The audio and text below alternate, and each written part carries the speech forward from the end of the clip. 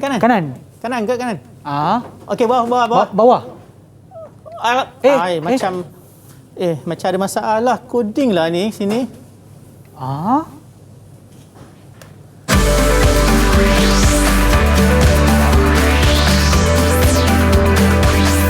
Didik TV KPM. Salam sejahtera dan selamat pagi. Anda sedang menonton Didik TV KPM bersama dengan saya, Sean Steven, selaku hos anda. Dan sebelum kita bermula, saya nak ingatkan kepada anda semua untuk sentiasa mengikut SOP yang ditetapkan bagi menangani penularan COVID-19 seperti pastikan anda cuci tangan dengan kerap, pastikan anda pakai air dan juga sabun, pakailah gel pembasmi kuman ataupun hand sanitizer, dan pastikan juga apabila anda pakai pelitup muka, pastikan anda pakai dengan betul-betul. Pastikan ia meliputi daripada atas hidung sehingga bawah dagu. Dan apabila anda berada di tempat awam, jarak di antara satu sama lain tidak kurang daripada 1 meter seperti saya dengan cikgu pada hari ini. Selamat pagi, Cikgu Sazril. Selamat pagi, Sean. Okey, sebelum kita mula mungkin cikgu pun boleh amalkan SOP, Cikgu. Silakan, Cikgu. Boleh. Kita mesti selalu amalkan supaya kita sentiasa selamat. Betul, Cikgu. Dan jarak di antara kita pun saya rasa lebih kurang 2 meter kan, Cikgu? Ya, lebih kurang. Okeylah, Cikgu. Baiklah, boleh tak Cikgu kenalkan diri Cikgu? Baiklah, nama saya Sazril, Cikgu Sazril. Saya daripada Sekolah Kebangsaan Putrajaya, Presin 18-2. Okey. Saya mengajar TMK tahun 4 dan juga tahun 5 sebelum ini. Ya. Kemudian saya juga seorang jurulatih utama untuk STEM bagi 1, 2, 3 code. Jadi tentang coding-coding game ni semua memang kita akan pelajari Cikgu mahir lah, Cikgu. Boleh kata. Okeylah, baik Cikgu, kita dah berkenalan. Apa kata kita berkenalan pula dengan murid kita yang ada dalam talian. Hai semua, selamat pagi. Selamat pagi. Itulah dia murid kita. Nanti saya akan sebutkan nama anda. Sila kenalkan diri anda dan juga jangan lupa untuk beri salam hormat, tangan di atas dada sebegini, ya. Okey, kita mulakan dulu dengan siapa tu? Valentimio. Itu nama dia ke? Fikriah. Fikriah. Ya, Fikriah, silakan. Assalamualaikum warahmatullahi wabarakatuh dan selamat sejahtera. Nama saya Fikriah Kaisara binti Muhammad Fatmi. Boleh panggil saya Fikriah dan saya bersekolah di Sekolah Kebangsaan Putrajaya Presin 18-2. Okey, terima kasih. Dan seterusnya, Khalif. Assalamualaikum, salam sejahtera. Nama saya Khalif Noah bin Azrul Sukanain. Boleh panggil saya Noah. Saya daripada Sekolah Kebangsaan Metodis Jalan Anggibat. Okey, terima kasih Noah. Dan seterusnya kita ada Hazman. Assalamualaikum, salam sejahtera. Nama saya Muhammad Hazman bin Khairul Nur Rahim Asyadi. Saya dari Sekolah Kebangsaan Putrajaya Presin 18-2. Terima kasih Hazman. Dan seterusnya kita ada siapa tu? Ethan. Hai dan salam sejahtera. Nama saya Ethan Zemin Wills. Boleh panggil saya Ethan. Saya daripada Sekolah Kebangsaan Intan Baiduri. Dan seterusnya, Aisyah. Assalamualaikum dan salam sejahtera. Nama saya Aisyah Afiqah binti Muhammad Iqbal. Boleh panggil saya Aisyah. Saya sekolah di SK Putrajaya Presin 18-2. Okey, terima kasih. Dan yang terakhir sekali adalah Johan. Assalamualaikum, nama saya Johan Ryan bin Syahril dari Sekolah Kebangsaan Taman Melawati. Boleh panggil saya Johan Ryan. Johan Ryan, terima kasih. Dan saya ada satu soalan penting untuk anda semua. Adakah anda bersedia untuk penerokan kita pada pagi ini? Bagilah thumbs up sekiranya sedia. Itulah dia. Okey, baiklah, sebelum kita teruskan ataupun mulakan penerokan kita, sebenarnya saya nak tanya Cikgu. Cikgu tadi ada sebut game ataupun permainan tadi ada salah coding. Apa tu, Cikgu? Dan apa kena mengenai dengan penerokan kita pada hari ini? Okey, kita akan meneroka tentang mata pelajaran Teknologi Maklumat dan Komunikasi, projek pengaturcaraan. Okey. Projek pengaturcaraan ni kita akan belajar tentang macam mana kita nak uruskan projek daripada awal. Mulanya satu projek daripada tak ada apa-apa, sehinggalah projek itu menjadi satu game yang boleh dimainkan oleh orang pemain-pemain game tadi. So macam tadi memang ada masalah dengan pengaturcaraan data ni lah. Memang ada masalah, tapi kita nak cari masalah tu di mana. Itulah gunanya projek pengurusan projek pengaturcaraan ini. Okey, baiklah, kepada mereka yang nak tahu dengan lebih lanjut lagi, pastikan anda menonton sehingga penghujung nanti. Tetapi sebelum tu, kita akan berehat seketika dan kembali semula ke Didik TV KPM. Didik Didik TV KPM.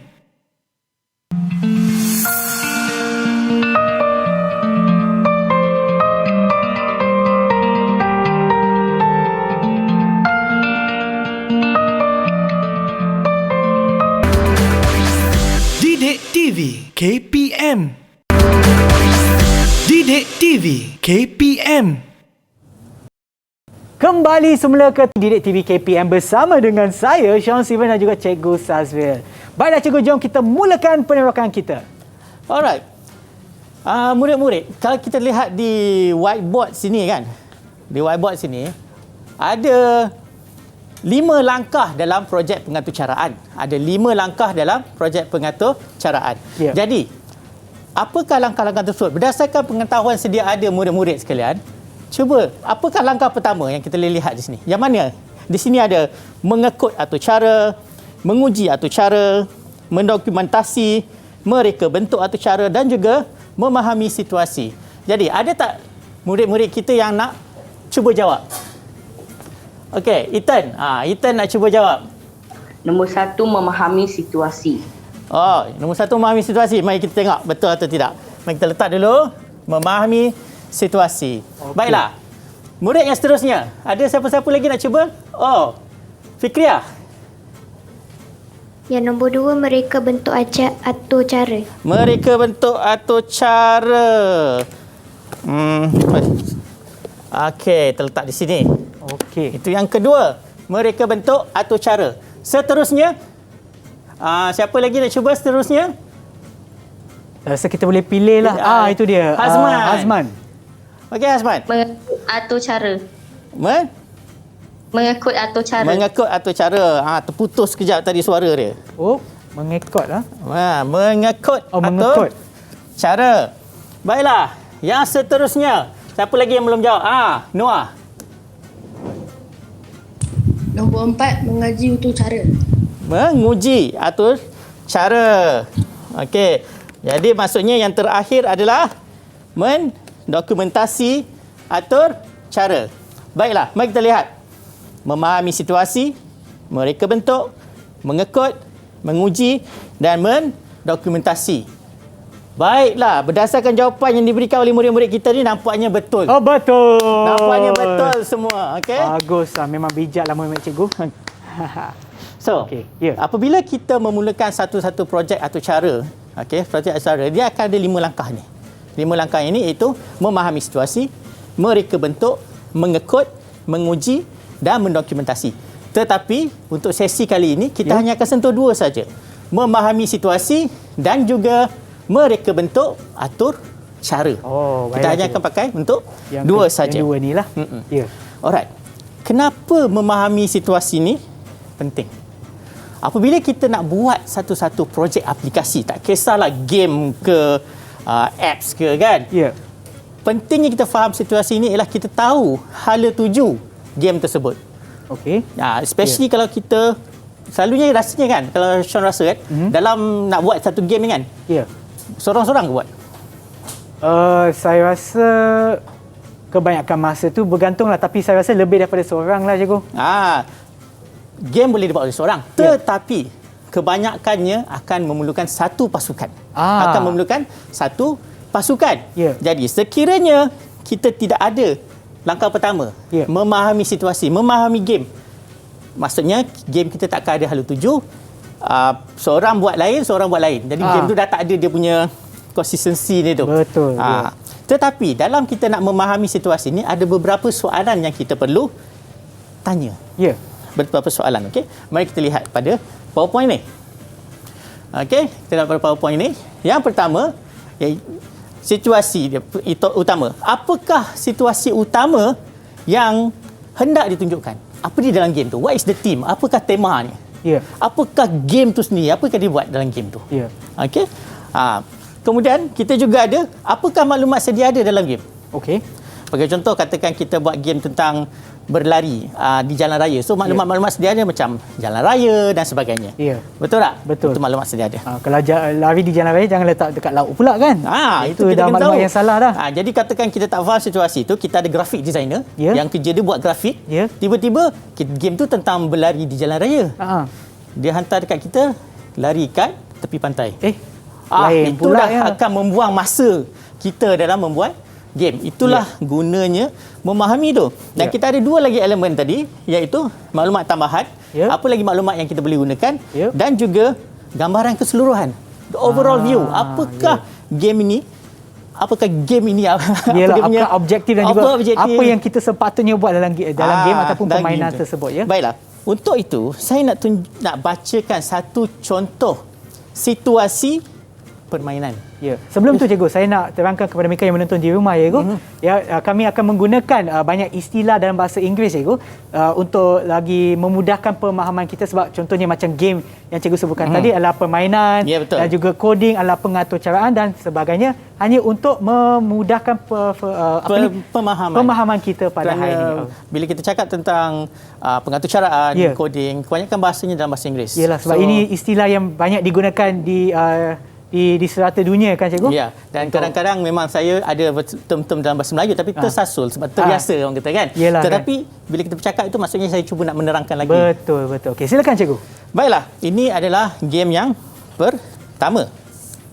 Saya rasa kalau saya baca situasi ni, semua orang akan tahu game tu game apa. Oh, ini contoh satu permainan itu. Contoh satu permainan, alright? Okey. Pemain mengawal watak seorang artis grafiti melarikan diri melalui landasan kereta api daripada seorang pengawal dan anjingnya. Semasa melarikan diri, watak tersebut akan cuba mengumpul shilling emas. Power ups untuk meningkatkan tenaga, dan lain-lain sambil mengelak berlanggar dengan bergerak ke kiri, ke kanan serta melompat ke atas dan bergolek dia ke bawah. Dan permainan ini akan tamat apabila watak berlanggar dengan kereta api atau objek lain serta ditangkap oleh pengawal.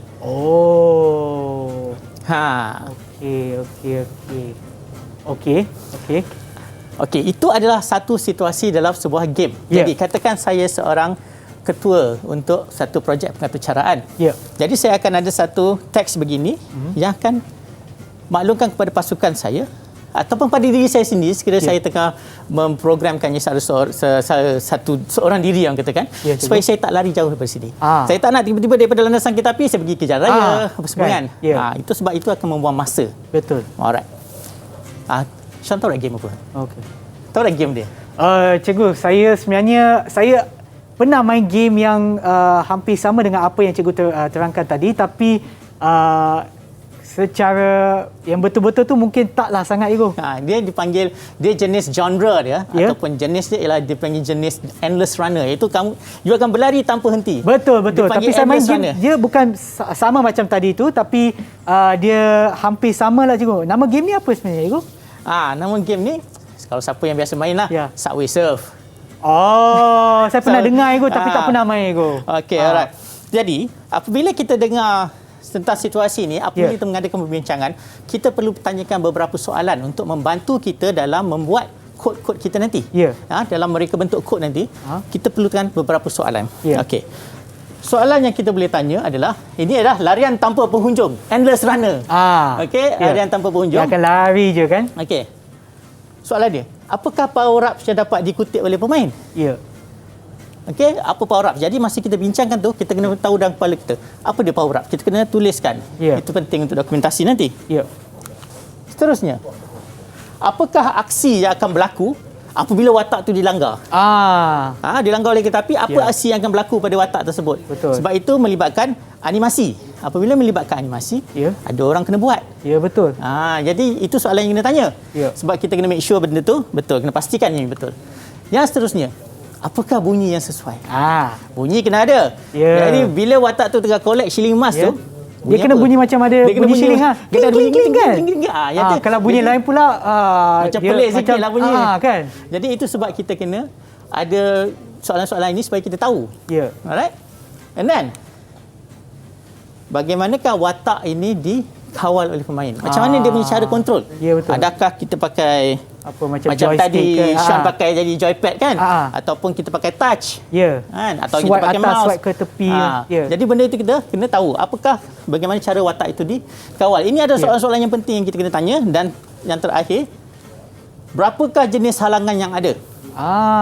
So macam cikgu sebutkan tadi, ada kereta api, ada mungkin kotak ke apa. Kenapa penting berapa jenis halangan? Sebab cuba beritahu. Kenapa? Supaya Kenapa kita kena tahu ada berapa? Jenis. Supaya tak banyak sangat dan tak kurang sangat ke cikgu? Supaya kita dapat had. Kalau tidak, halangan ada banyak. Ya. Kita tak nak sampai 10 halangan. Nanti game kita sampai bila tak siap. Yalah. Jadi, itu adalah contoh yang pertama. Ya. Sekarang kita pergi pada contoh yang kedua pula. Ya. Okey.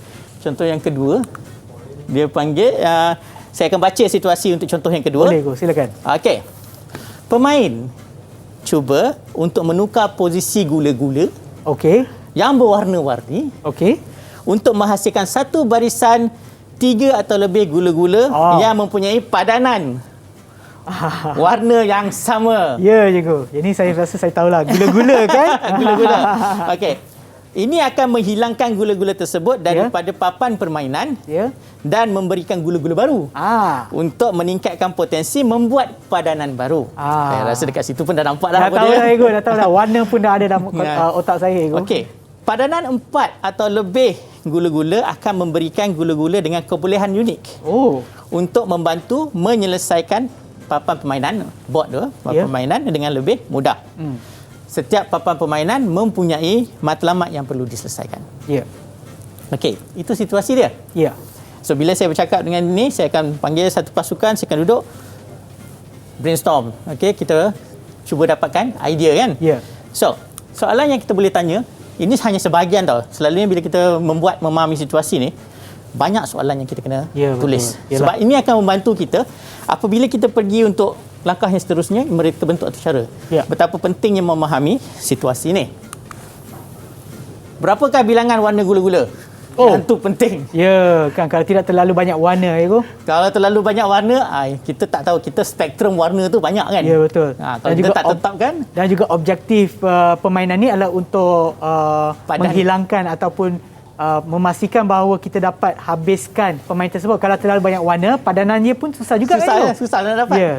Jadi itu kita kena tengok mana yang satu yang optimum. Yang seterusnya, apakah jenis power ups yang ada? Apa yang power ups yang unik tadi kan, yang menghasilkan gula-gula yang unik tadi. Seterusnya, apakah jenis-jenis masalah yang perlu diselesaikan? Matlamat tadi, matlamat dalam game tu. Setiap level tu apa matlamat dia? Dan yang terakhir sekali, bagaimana pemain menggerakkan gula-gula. Nampak tak situ? Yang paling penting ialah kita cuba menghadkan situasi game kita supaya kita dapat mengawalnya dengan lebih baik. Okey, cikgu. Okey. Jadi daripada ini adalah untuk memahami situasinya lah, cikgu. Baik, situasi. Ya. Dan saya rasa, kalau saya tak silap lah, sebab sekarang ni ada banyak pertandingan-pertandingan dah. Ya. Murid-murid kita ni ada yang dah ada situasi game mereka yang mereka tengah fikirkan. Ya. Jadi boleh kita cuba dengar daripada murid-murid ni, ada sesiapa nak bacakan situasi tentang game mereka? Ada siapa-siapa yang Fikriah lagi. Fikriah, mari kita dengar situasi game kamu.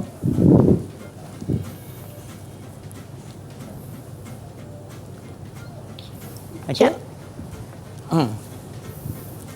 Bacakan situasi game. Seorang doktor berlari di bahagian bawah. COVID-19 mengejar doktor tersebut dari arah depan. Bos COVID berusaha untuk menjangkiti doktor tersebut. Doktor perlu mencari vaksin untuk menyelamatkan bumi. Okey, Fikriah. Wow. Nampaknya game yang sangat kata apa? Trending sekarang kan. Game yang sangat trending. Jadi, daripada situasi Fikriah tadi, kita boleh tanya banyak benda. Macam sebagai contoh, macam mana kita nak kawal doktor tadi? Okey.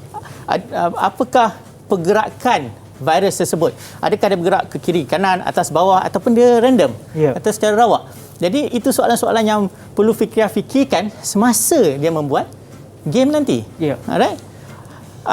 Ada siapa lagi yang nak cuba bacakan situasi mereka? Itu dia. Johan. Johan. Ya. Terdapat seorang pemain yang perlu menggelicik bola dan mengelakkan objek-objek. Terdapat 3 lorong yang mengandungi 3 objek untuk menghalang pemain dari menggelicik bola.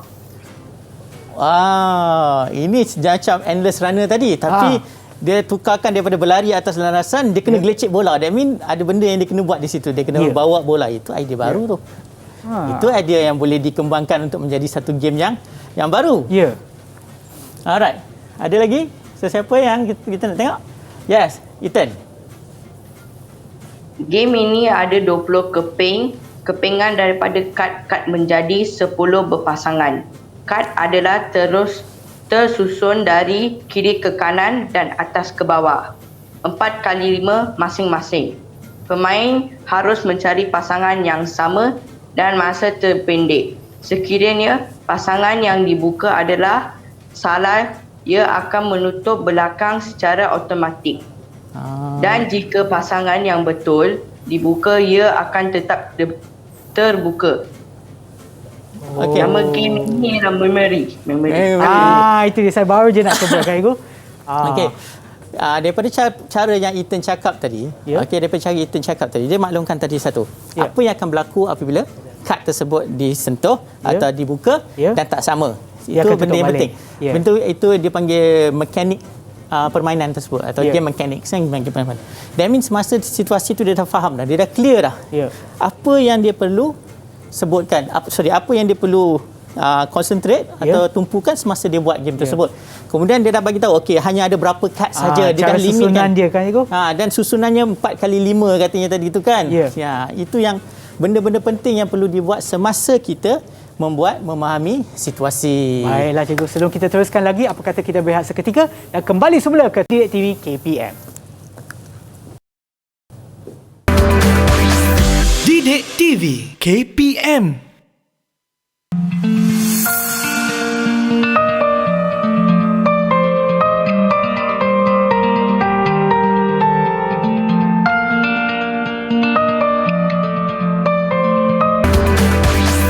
Didik TV KPM.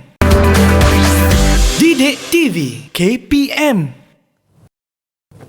Kembali semula ke Didik TV KPM bersama dengan saya, Sean Steven dan juga Cikgu Sazvia. Baiklah cikgu, jom kita teruskan penerbangan kita, cikgu. Baiklah. Okey, murid-murid semua dah ready Semua dah ready? Alright, good. So, seterusnya, sebelum kita pergi lebih lanjut, ini adalah game yang kita main tadi kan, Sean, game yang kita buat tadi tu. Ada seorang tengah berlari kan. So, game ini ada 2 player, player 1, player 2. Kemudian mereka akan pilih salah satu watak dan mereka akan berlari. Okey. Alright. Dan dia macam main macam kejar-kejar lah. Kejar-kejar, berkejaran lah kan. Main musuh-musuh kan. Alright, so untuk situasi ini, ini adalah soalan yang saya sediakan. Apakah power ups yang ada, apakah halangan yang ada dan berapa pusingan. Dan kalau you notice, nampak sini, tak ada apa-apa. Tak ada power up, tak ada halangan. Itu yang saya kata macam saya pelik macam ada coding yang salah yang cikgu sebutkan tadi dah. Masalah tadi. Okey. Jadi, bila kita dah ada yang situasi tadi apa semua kan. Macam murid-murid tadi pun dia dah bagi situasi mereka apa semua. Seterusnya kita akan pergi ke langkah yang seterusnya dipanggil mereka bentuk atau cara. Untuk buat coding dipanggil mereka bentuk atau cara. Tapi kita belum sentuh komputer. Okey. Alright.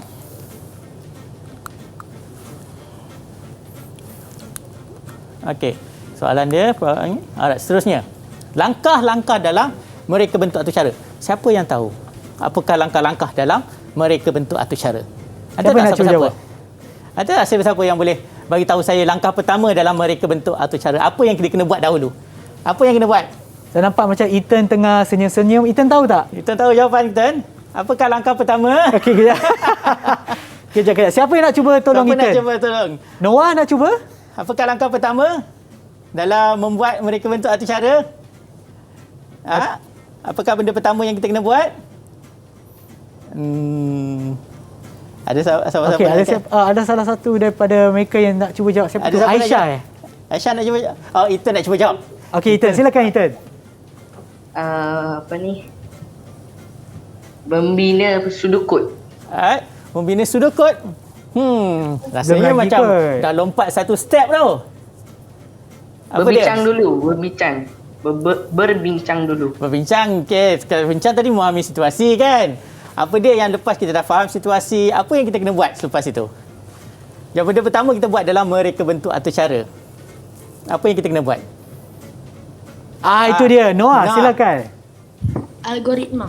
Yes, bagus Noah. Membina algoritma. Okey, mari kita tengok apa dia first step tadi. Menghasilkan algoritma, iaitu urutan langkah untuk menyelesaikan masalah dan melaksanakan tugasan. Algoritma. Now, algoritma ni penting sebab dia akan bagi tahu kita apa yang ada dalam game secara detail. Yang macam tadi tu bila kita faham situasi tadi, it's just hanyalah sebagai kata apa untuk dapatkan gambaran sahaja. Gambaran yalah betul lah, gambaran situasi dia, ada gambaran penuh dan juga gambaran fokusnya lah Ego. Ya, betul. Tapi dalam algoritma ialah kita akan bagi tahu player 1 apakah pergerakan dia. Player 2 apakah pergerakan dia.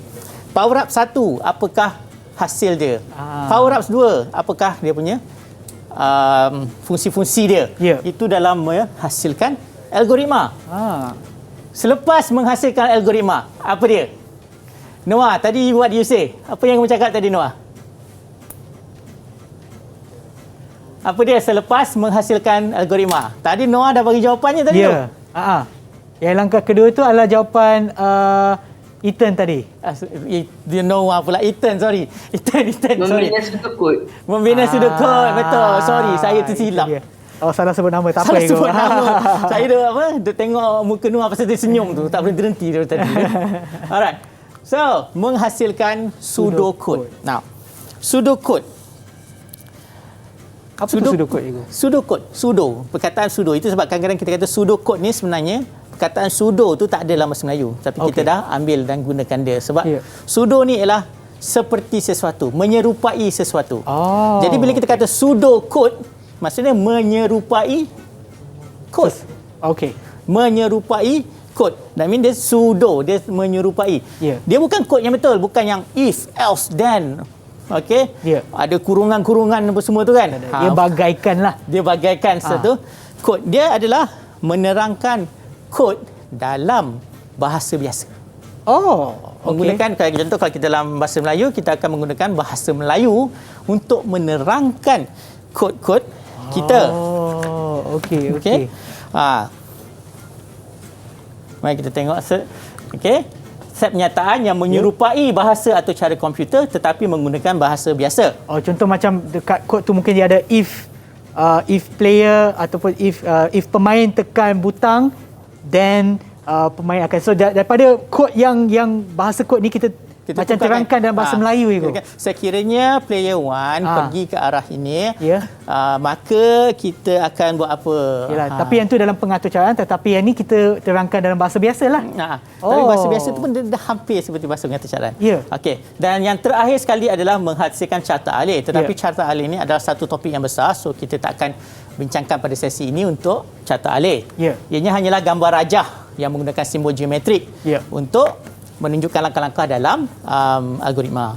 Tetapi untuk sesi ini kita tak sebut sebab terlalu panjang. Saya hanya maklumkan bahawa ini adalah 3 reka bentuk tersebut.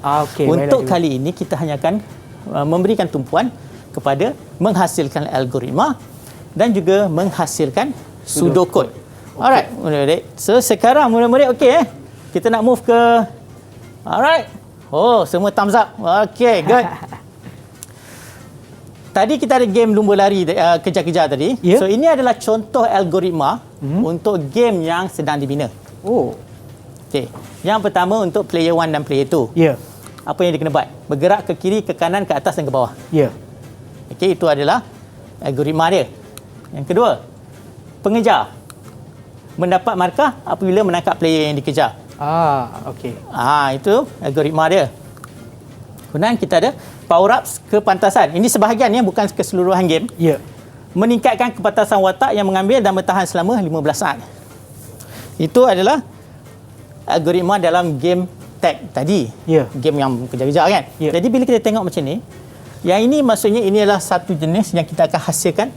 Setiap satu ni kita akan hasilkan apa tadi? Apa dia tadi? Apa yang kita akan hasilkan daripada algoritma yang ini? Apa dia? Apa yang kita akan hasilkan?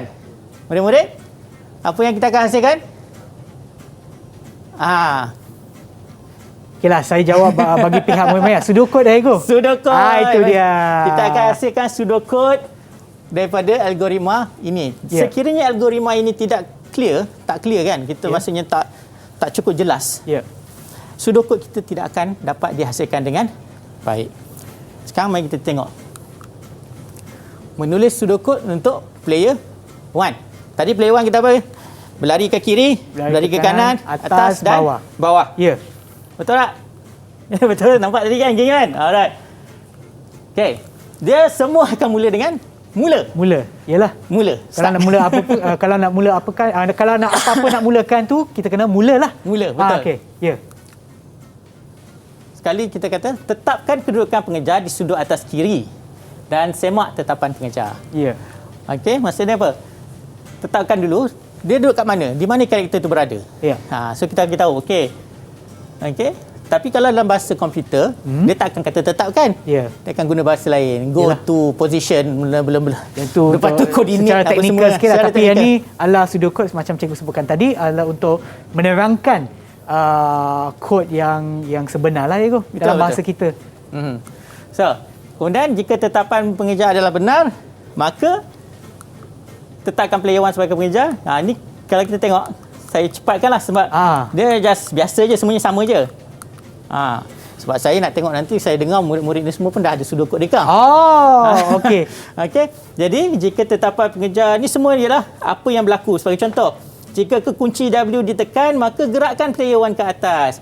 Sebaliknya, jika kekunci S ditekan, maka gerakkan player 1 ke bawah. Okey. Jadi itu adalah yang kita panggil pseudocode yang berdasarkan permainan yang cikgu tunjukkan tadi lah. Dan daripada pseudocode ini, dia akan jadi ini. Inilah coding dia ini ataupun coding yang kita pengatur pakai. dia lah, Ego. Pengatur caraan dia. Ini hasil dia. Ini contoh pengatur caraan dia. Okey. Saya rasa macam cikgu sebutkan tadi tu, murid kita yang ada dalam talian pun ada sediakan contoh pseudocode. Okey, jom kita tengok hasil kerja daripada murid kita yang ada dalam talian. Siapa yang nak mulakan dulu, ataupun kita boleh pilih lah mana-mana yang masih belum jawab lagi. Saya rasa ada di antara anda yang agak senyap dah kalau kita bandingkan dengan mereka yang dah jawab. Boleh tak saya pilih ataupun cikgu nak pilih siapa-siapa untuk terangkan? Saya rasa Johan kot banyak yang belum. Okey, Johan, silakan. Sila terangkan dan juga tunjukkan kepada kita semua pseudocode yang anda telah pun sediakan. Jika ada dalam kertas, boleh angkat je kertas tu tunjuk. Kalau tak ada, just bacakan je kalau tulisan terlalu halus. Saya buat kat Words. Buat kat Words. Kalau Words boleh share screen tak? Saya tak pasti. Saya bacakan Bacakan. Mula, tetapkan nyawa 10. Tetapkan skor sifar. Tetapkan kedudukan pemain di lorong tengah bahagian kiri. Sekejap. Johan, game kamu tadi yang bola kan? Yang lari dengan bawa bola kan? Okey, kita kena clear yang itu dulu supaya bila kita dengar pseudocode, memahami situasi dulu. Memahami situasi baru kita boleh faham pseudocode dia. Kalau tidak, kita tak faham pseudocode dia tadi. Betul. Okey, silakan. Ketik kunci atas dengan bawah. Jika kekunci atas diketik, maka gerakan pemain ke atas. Jika kekunci bawah diketik, maka gerakan pemain ke bawah. Jika pemain tersentuh objek, maka keluarnya bunyi tiupan whistle. Dan kurangkan nilai nyawa sebanyak 1. Paparkan masa sebagai markah. Tamat. Wow. Cuma dekat situ ada satu bahagian yang saya tak berapa saya rasa boleh betulkan lagi. Yang dia boleh betulkan lagi iaitu di bahagian yang dia kata ketik kunci atas untuk menggerakkan pemain ke atas. Kita tak boleh gerakkan pemain itu ke atas. Saya rasa sebab kalau dia tengah berlari, dia akan melompat. Jadi kita akan sebut melompat. Jadi sebutan-sebutan itu juga amat penting untuk menerangkan kod-kod kita tadi. Kan? Tapi nampaknya Johan dah ready untuk buat game agak dia. Bagus saya rasa untuk buat game dia nampaknya tu. Penerangan dia tadi. Siapa lagi? Fikriah. Mari kita dengar Fikriah. Sudokot watak doktor. Okey, Mula, tetapkan kedudukan doktor bahagian bawah sebelah kiri. Gerakkan doktor ke kanan. Jika doktor disentuh COVID-19, maka baringkan doktor, keluarkan bunyi batuk. Jika doktor sentuh perisai peletup muka, lenyapkan COVID-19, keluarkan bunyi pop. Jika doktor sentuh vaksin, maka tetapkan kedudukan doktor di bahagian bawah sebelah kiri. Tamat. Very Agak sangat terperinci jelas. Igu. Ya, sangat terperinci. Ya. Betul. Ini memang sebab dia bagi tahu okey apa berlaku kalau karakter itu bertemu dengan virus. Apa akan berlaku jika karakter itu bertemu dengan power up. Jadi banyak yang dia dah sentuh. Itu dah menjadi hampir satu sudokot yang agak lengkap untuk karakter doktor tu saja. Okey, dan daripada sudokot ni barulah kita boleh bergerak ke langkah yang seterusnya untuk merekod atau carakan Igu. Tapi yang tu kita tak sentuh untuk hari inilah.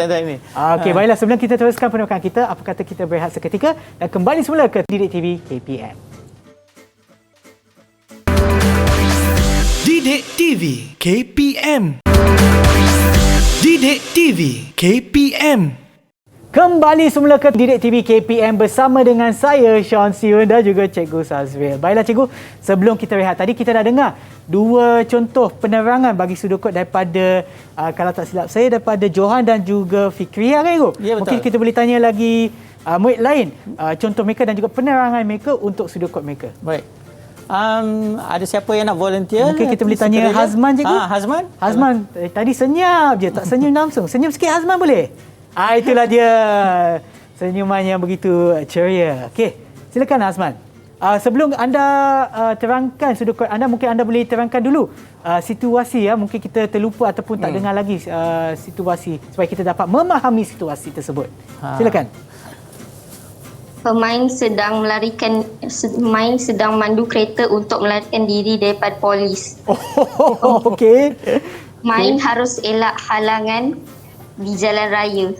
Kumpulkan power ups untuk lari lagi laju daripada polis. Okey, baik. Okey, so itulah situasi anda ya, ataupun situasi permainan anda. Apakah sudokotnya? Okey. Letakkan pemain di bahagian bawah tengah. Okey, bahagian bawah tengah. Ke kunci W jika kunci tepi ditekan, maka gerakkan main ke tepi. Jika Kita apa, terangkan je. Kalau silap tak apa. Saya cuba akan bantu, bukan saya lah, tapi cikgu akan cuba membantu. Tak apa, kita belajar sama-sama. Ya Azman, silakan. Okey, maksudnya jika kamu klik kunci W ke atas W rasanya. sebelah kiri, Kalau sebelah kiri. Kita A kot. Kalau A dia akan pergi kiri, D akan pergi kanan. Nah, di sini yang penting kalau kita buat sudokot, kita kena tahu papan jenis controller yang kita akan pakai atau jenis kawalan yang kita akan gunakan. Okey. Saya rasa dalam situasi ini adalah papan kunci ataupun keyboard. Rasanya keyboard ni kalau macam ni. Tak apa. So, itu antara benda yang kita perlu tahu yang sebelum kita mulakan sudokot. Apakah kawalannya? So, Hazman kena check balik dengan jenis controller apa yang you nak pakai. Adakah you nak pakai swipe ataupun keyboard ataupun mouse sebelum buat sudokot. Bila kita tak sure controller yang kita akan pakai, ini yang akan berlaku. Kita dah tak tahu nak sebut controller kita. Okey. Hazman ada apa-apa nak tambah ke? Ataupun mungkin dari segi power up yang anda nak sentuh? Ataupun belum lagi, masih dalam perbincangan lagi dengan pasukan anda ke? Okey, masih dalam perbincangan. Tak apa, kita tak kacau. Mungkin ada banyak coding ataupun banyak sudokot yang nak tambah kepada, bukan sudokot, banyak maklumat yang ditambahkan kepada banyak soalan-soalan yang perlu ditanya lagi. Ya, betul. Tak apa, kita balik pula kepada murid yang seterusnya. Mungkin kita boleh tanya Aisyah. Tiba-tiba mata terbuka besar-besar. Tanya saya. Terkejut dia. Boleh ke Aisyah? Mungkin anda boleh terangkan sudokot anda, tetapi sebelum tu mungkin anda boleh terangkan situasi permainan anda ataupun game anda.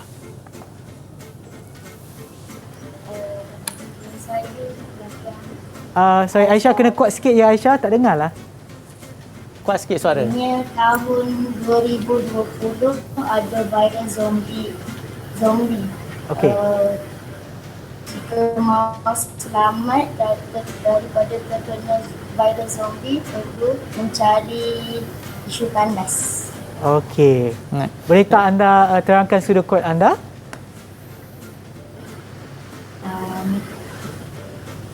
Belum siap, belum ready lagi. Masih dalam perbincangan lagi. Okey, masih dalam perbincangan. Okey, tak apa. Mungkin tadi Johan dah jawab, Fikria dah jawab, mungkin Noah. Adakah anda mempunyai sudut kod yang telah pun disediakan? Ada tak? Ada tak nak? Ada, okey. Tapi sebelum tu mungkin anda boleh terangkan situasi game anda. Untuk mulakan game ini, kita hanya perlu tekan butang lompat untuk elakkan karakter itu terlanggar batu. Jika karakter itu terlanggar batu itu, maka karakter itu gagal untuk ke garisan penamat. Okey. Okey. Ya. Apakah sudut kod anda untuk game ini?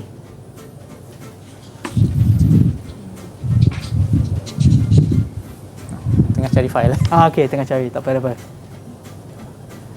Dia simpan di tempat yang selamat supaya orang tak tirulah sudut kodnya kan. Sebab betul. ni idea ni sangat penting pada masa ni sebab dari segi permainan memang ada banyak permainan tapi permainan yang begitu bagus tu idea ni kan bagus so kita kena simpan dengan selamat ya. Okey, Noah dah sedia? Dah sedia untuk sudut kod?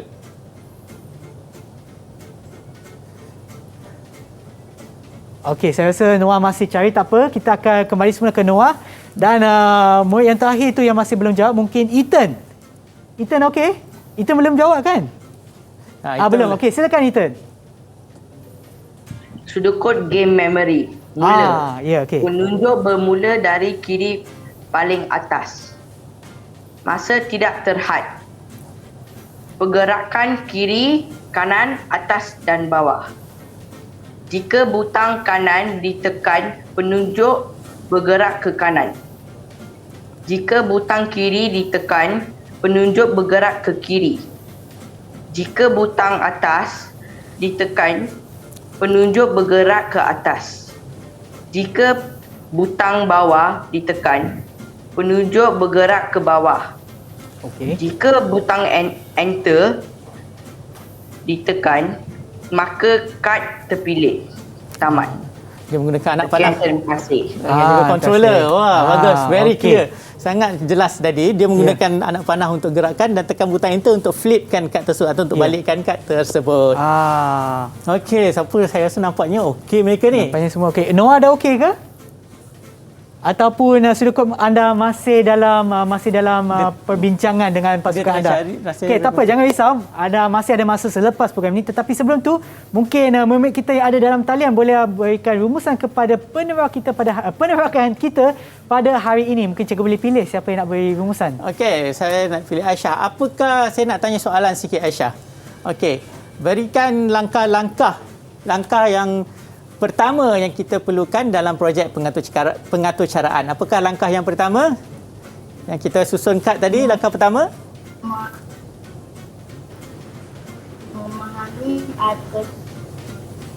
Memahami situasi. Okey, yang kedua? Cara memahami situasi. Okey. Mereka ada cara. Okey. Mengikut, menguji dan mendokumentasi. Betul, tepat sekali. Baguslah Aisyah. Alright. And then yang soalan yang seterusnya ialah tiga langkah dalam mereka bentuk atur cara. Siapa nak cuba jawab?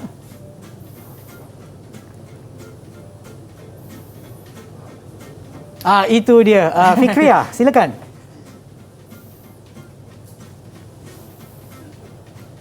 Yang pertama, memahami situasi, membuat algoritma dengan sudut kod. Okey. Membuat algoritma, sudut kod dan yang terakhir sekali tadi adalah carta alik sebab kita tak sebut kita tak belajar pada hari ini. Jadi mungkin dia terlupa pasal carta alik tadi. Okeylah sebab kita tak sentuh kan untuk hari ini. Okey, baiklah cikgu, mungkin cikgu boleh berikan rumusan ringkas kita untuk penerakan kita pada hari ini. Go, silakan. Okey, so apabila kita membuat satu-satu projek pengaturcaraan, pastikan kita tidak lupa langkah-langkah yang kita belajar tadi kerana langkah-langkah ini amat penting untuk kita mengawal hala tuju projek kita. Dan juga kalau saya tak silap, banyak pertandingan-pertandingan mereka bentuk game dan aplikasi yang diadakan. Event sekarang, pada masa sekarang kalau saya tak silap ada satu pertandingan membina aplikasi game 2 dimensi anjuran MDEC. Jadi apabila murid-murid nak cuba masuk pertandingan seperti ini, amat berguna kita memahami projek mengatur caraan ini. Ya, betul. Okey, terima kasih Cikgu Sazwi atas perkongsian ilmu Cikgu pada hari ini dan juga kepada murid kita yang begitu bijak ya dalam talian, iaitu Aisyah, Hazman, Fikria, Johan, Ethan dan juga Noah. Terima kasih kerana bersama kita dan harap anda juga dapat mengambil bahagian dalam pertandingan yang dianjurkan oleh MDEC. Dan kepada mereka juga yang menonton di rumah, ikutilah langkah-langkah yang cikgu pun telah terangkan untuk anda menghasilkan permainan anda. Dan kepada mereka yang menonton di rumah juga, jangan lupa untuk sentiasa mengikut SOP yang ditetapkan bagi menangani penularan COVID-19 dan kita akan berjumpa lagi di Didik TV KPM. Berjumpa lagi. Bye.